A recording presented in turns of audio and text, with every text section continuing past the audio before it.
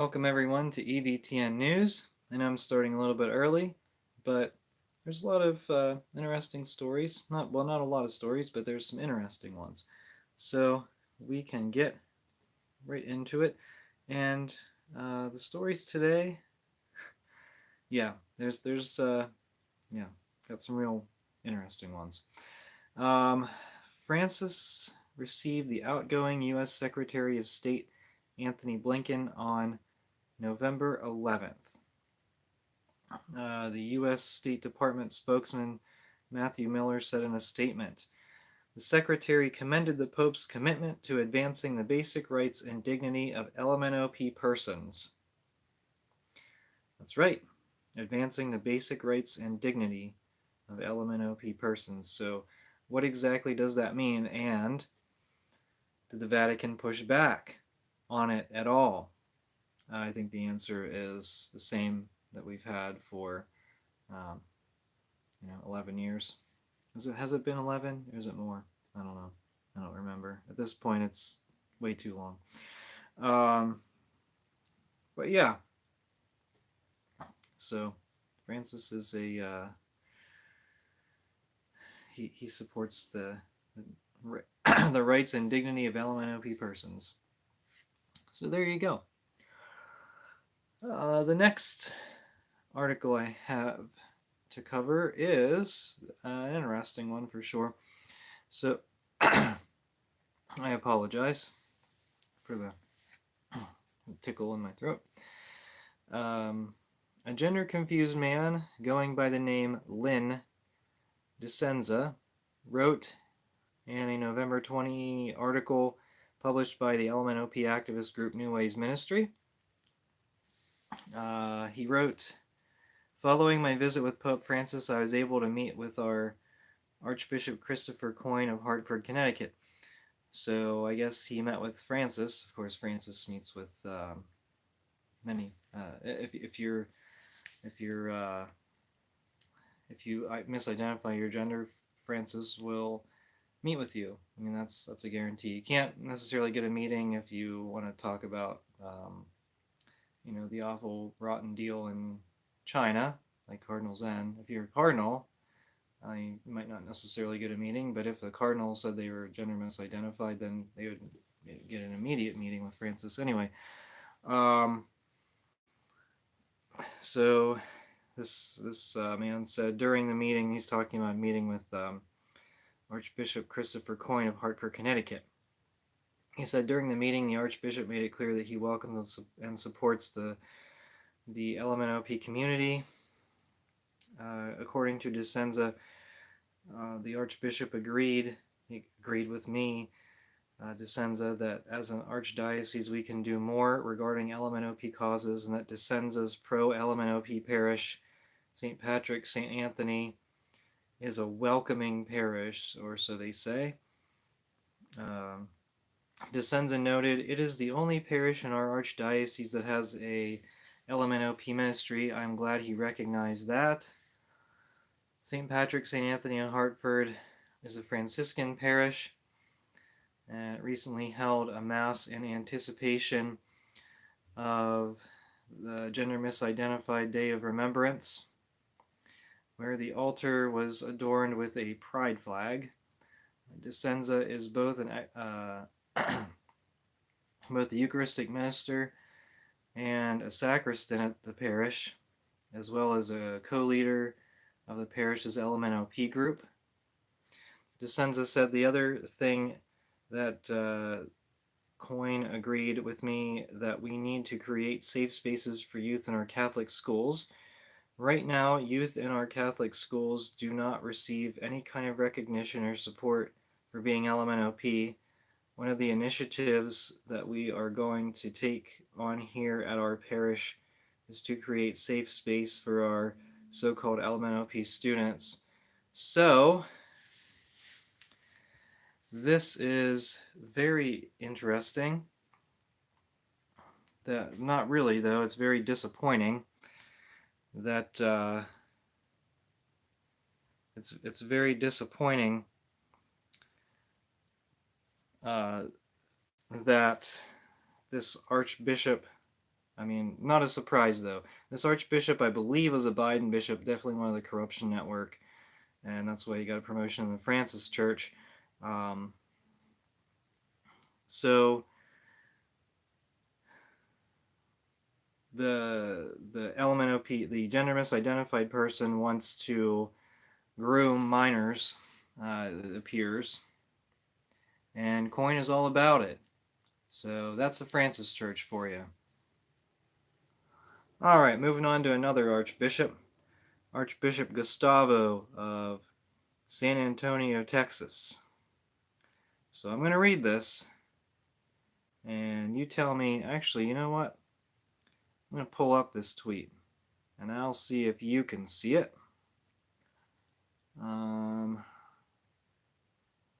Okay. So I'll show this to you, and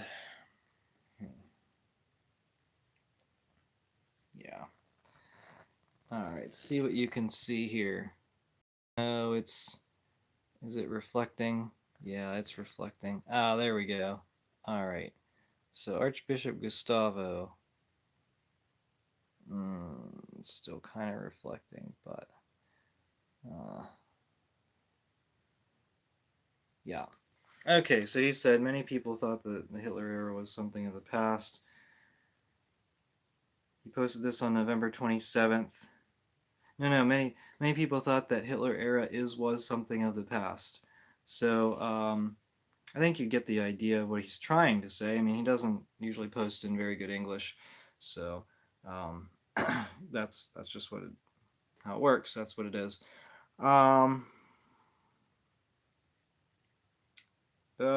Yeah. So he compared Trump to Hitler, just like a lot of the Democrats have done. But for an archbishop to do this is particularly disgusting, and you know, I haven't called recently on any bishops to resign, so I'm going to call on Archbishop Coin to resign. Not that it means anything. Archbishop Coin of Hartford, Connecticut, to resign because he doesn't accurately promote the Catholic faith and endorses LMNOP activity. And then Archbishop Gustavo, I'm calling on him to resign over this tweet. It doesn't really matter. Again, it doesn't mean anything. But I can do it anyway. It's whatever. I don't feel, and you know, there are people that would say, oh, that's very disrespectful. Well, you know what? These bishops have been disrespecting the Catholic faith for as long as, I don't know. How long was McCarrick in power? I mean, they've been disrespecting the Catholic faith for before I was born. So it's about time that it ends. And they all need to resign. If they're not going to promote the Catholic faith, they need to collectively resign. There's just no excuse for it. So, and Gustavo, that's pathetic. But anyway, again. Now, here's something again. So I don't really talk a lot about the things that Francis says. And I'm going to allow me to bore you again. But this statement, there's a lot to unpack. So Francis spoke to participants at a Vatican conference November 29th to 30th, commemorating the centenary of the first interfaith gathering, an all religions conference, then led by a certain Sri Narayana Guru, 1856 to 1928, addressing the respected Swamis of Sivagiri Mut and the followers of Sri Narayana Guru. Francis said, all religions teach the fundamental truth that as children of one God we must love and honor one another, respect diversity and differences in a spirit of fraternity and inclusion, and take care of each other and the earth, our common home.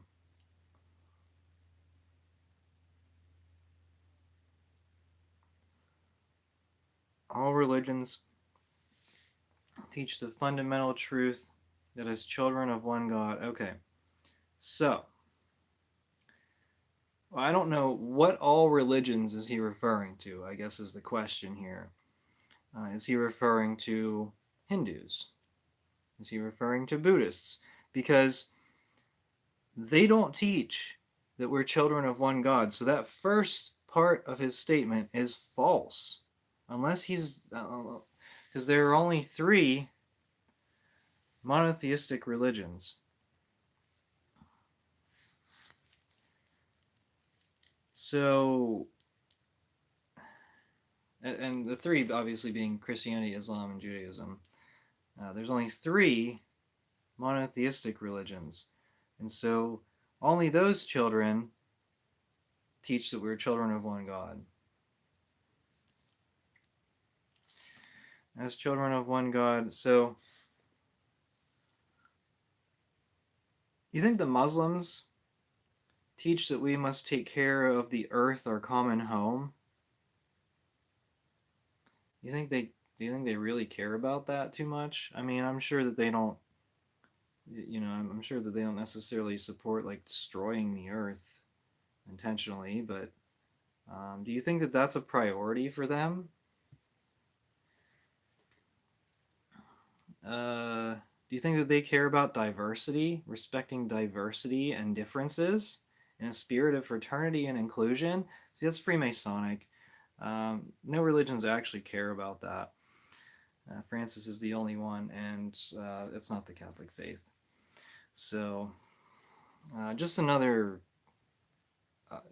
Francis is getting further and further out there, and more universalist, and I'm not. I'm not here for it. I'm not a fan. Okay.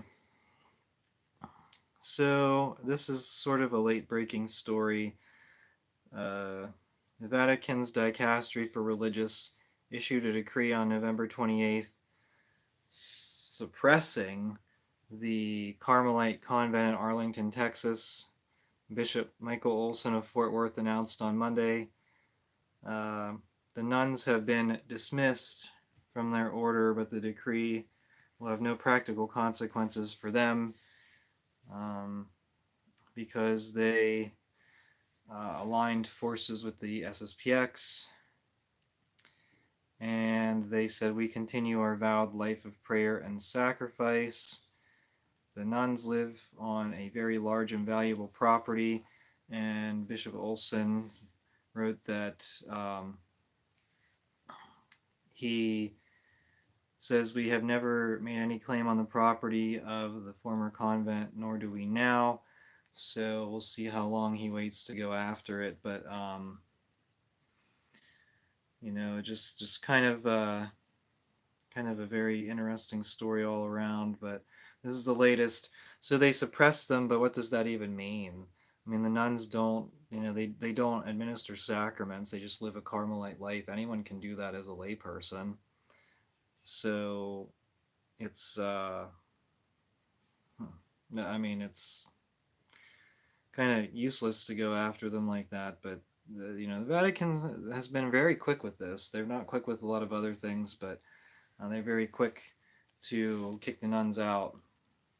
And I mean, it's just at this point, it's just a story that's like, okay, whatever you guys want to do. So,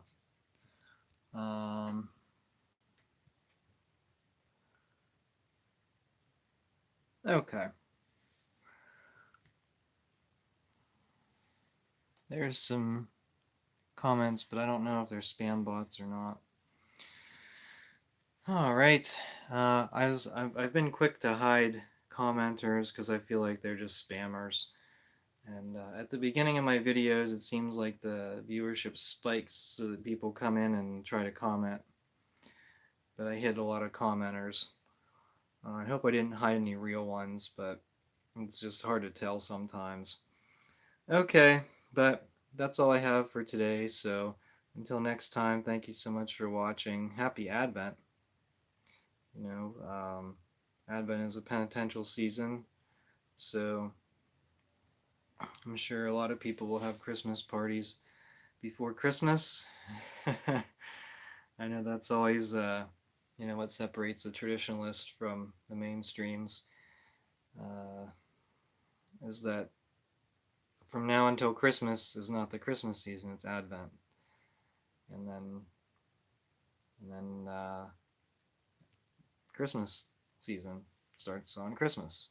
So that's it. Okay, thank you so much for watching. We are the laity, and we will not be silent.